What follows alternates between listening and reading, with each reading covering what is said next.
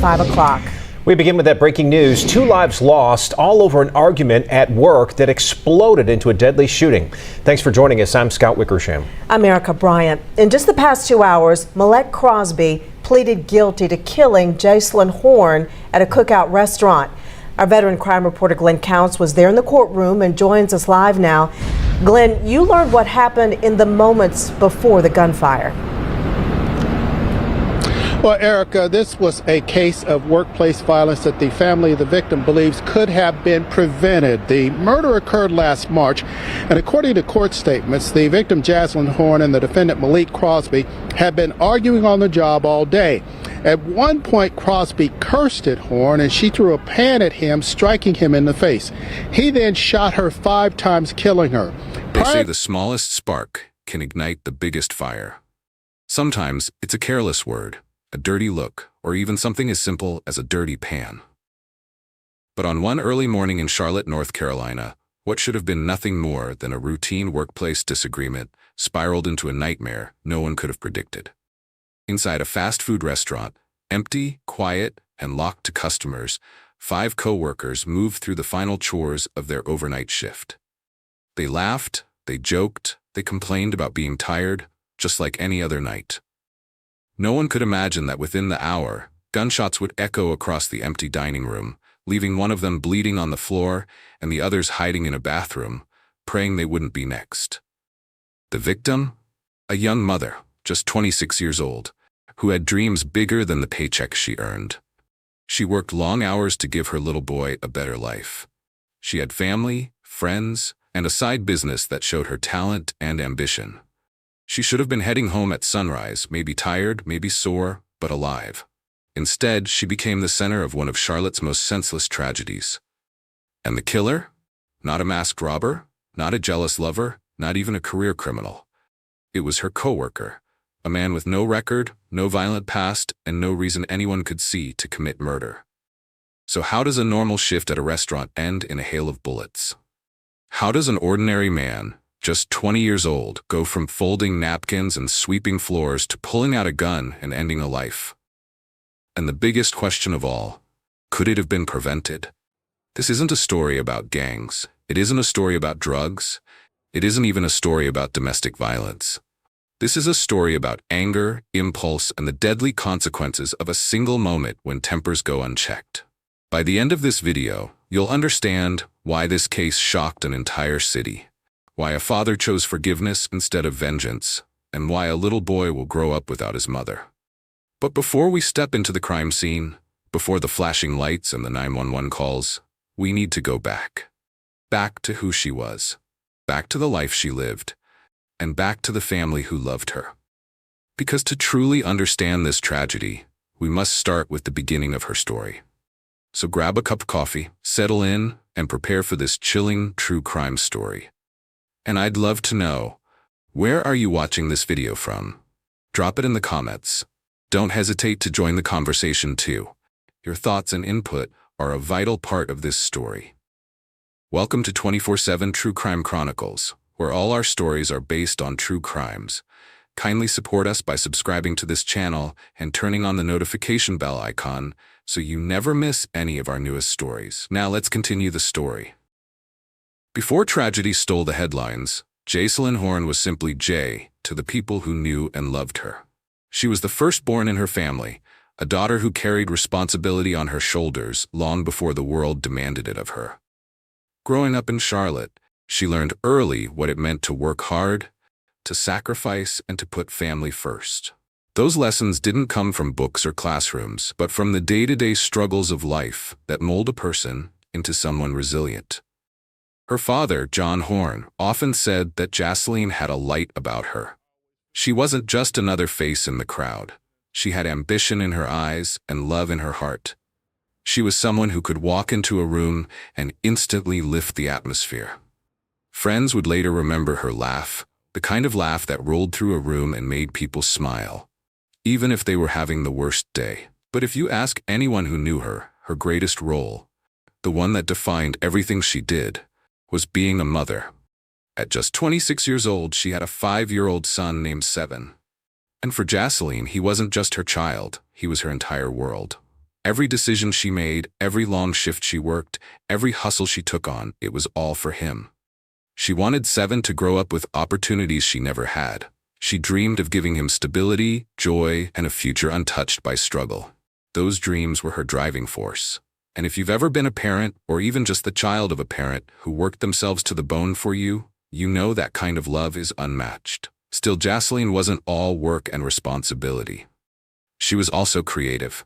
She poured her heart into hairstyling, braids, locks, sew-ins. On social media, her side business, Beauty by Jay, showcased her talent. Client after client posted pictures, praising her skill, her patience, her gift. It wasn't just a job to her, it was art. And she dreamed of one day making it bigger, turning that passion into something lasting. But while she worked on her dreams, she also had to face reality. Bills didn't pay themselves, and raising a child alone demanded sacrifice.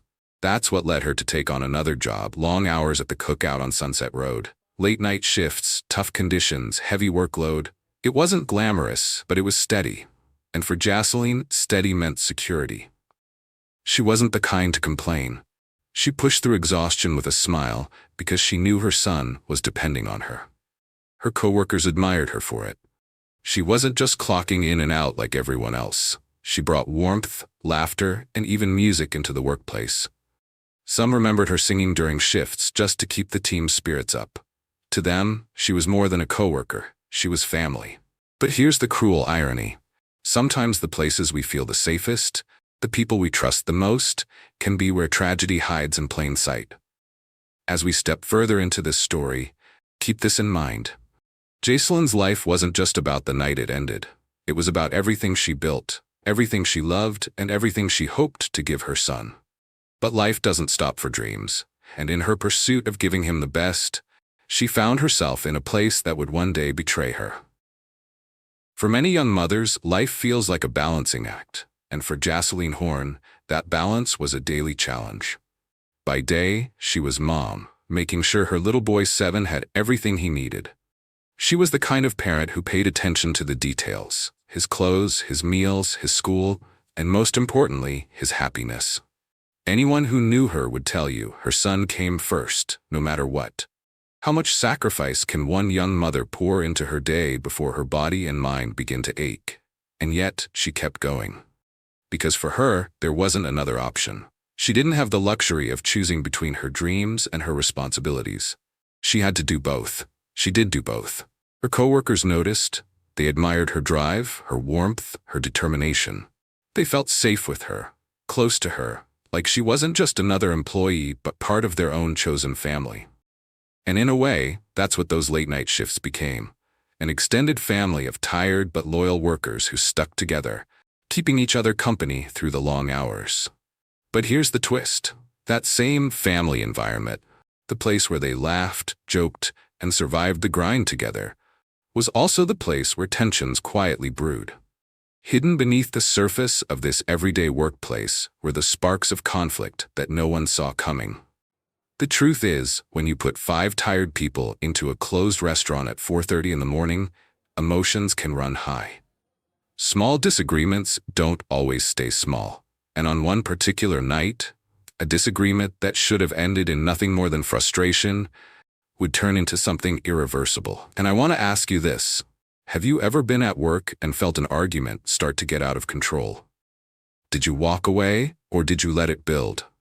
Drop your story in the comments, because your answer could be the warning sign someone else needs to hear.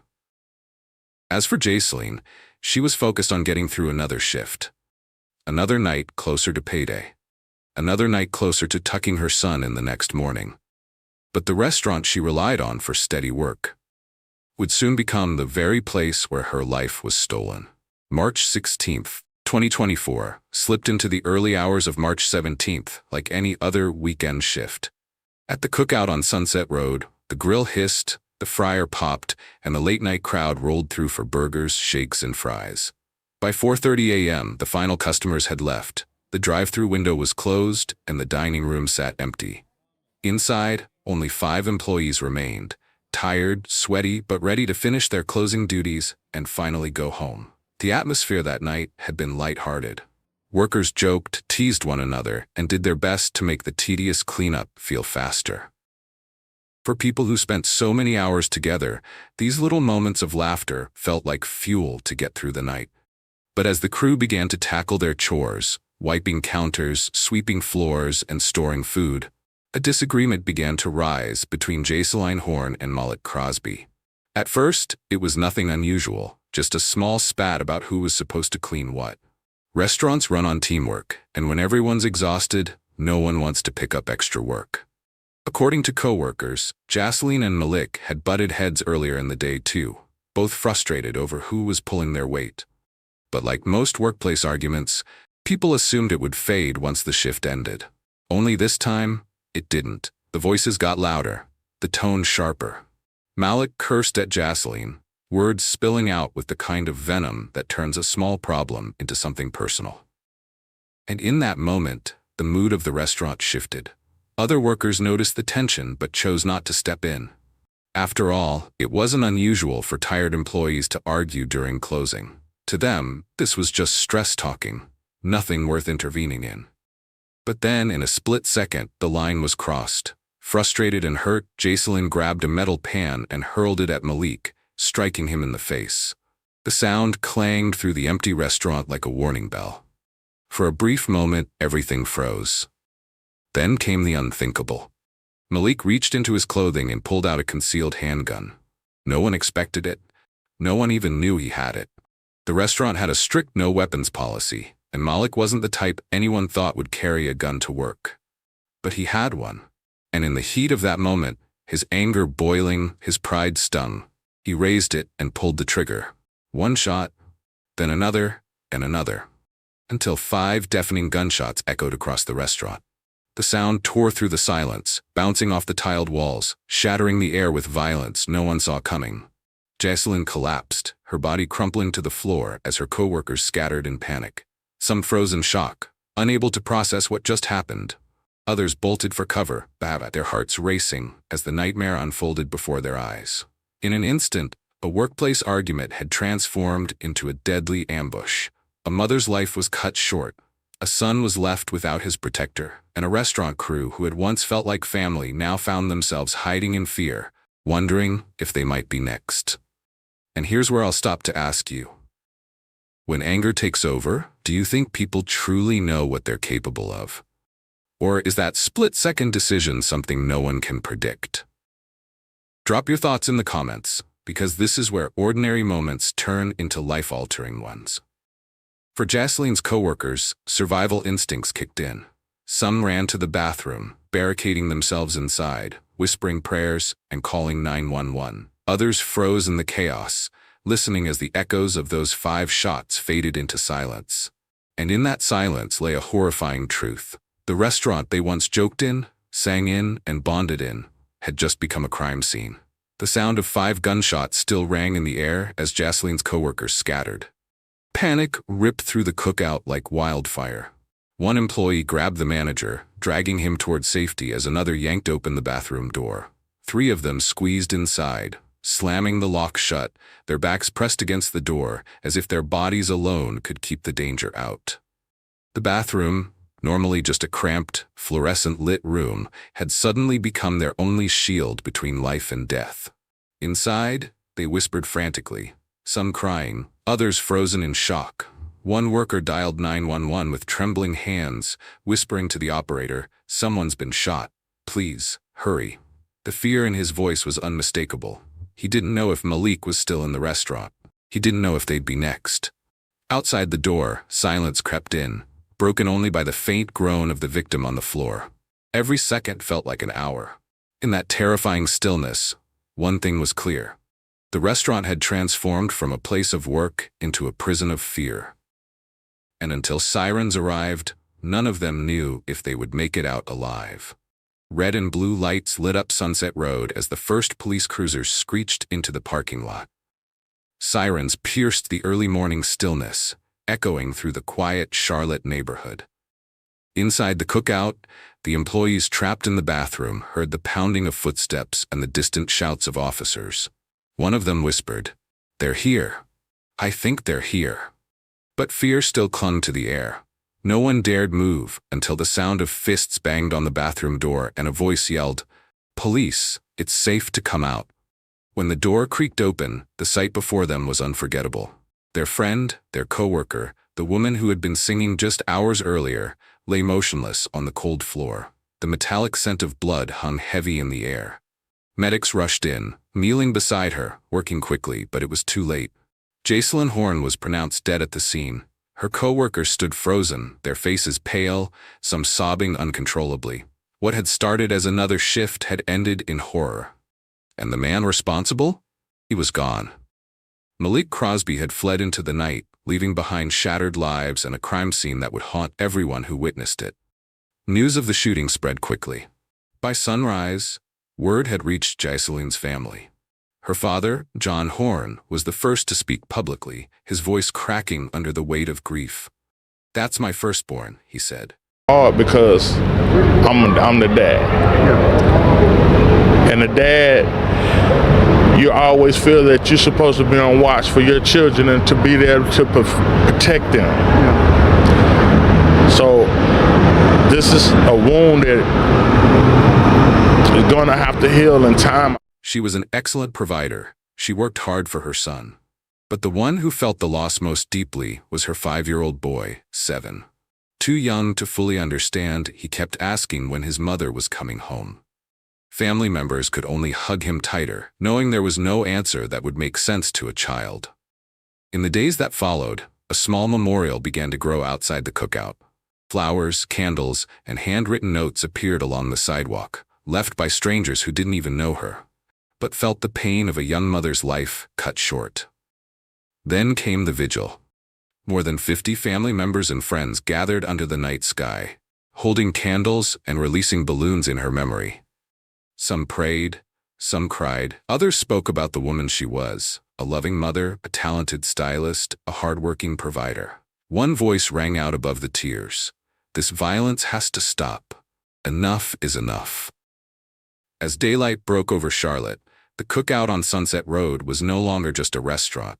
It was a crime scene. Yellow police tape surrounded the building. Officers stood guard at the entrance, and detectives moved inside, documenting every piece of evidence. The Charlotte-Mecklenburg Police Department's homicide unit worked quickly.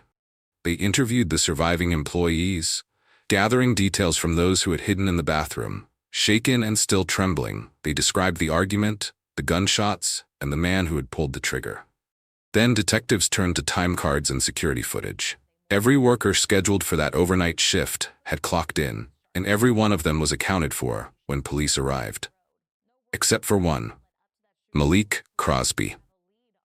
By Monday morning, March 18th, the trail had led investigators straight to him.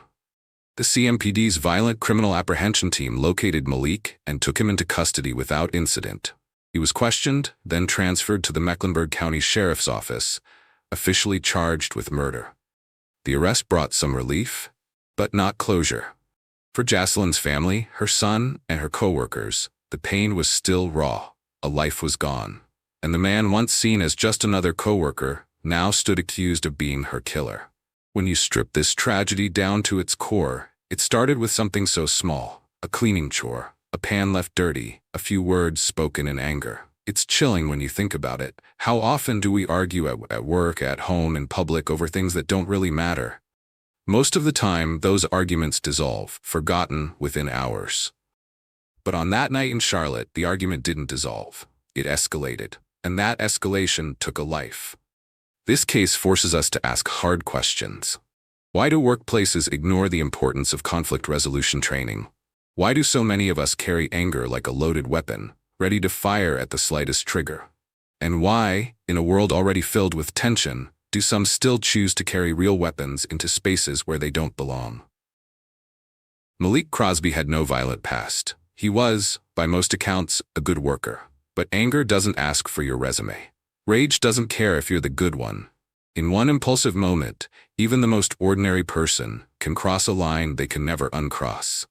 Because the truth is, we never really know when a small spark could turn into a life-altering fire. And that's what makes Jaseline's story not just tragic, but a warning.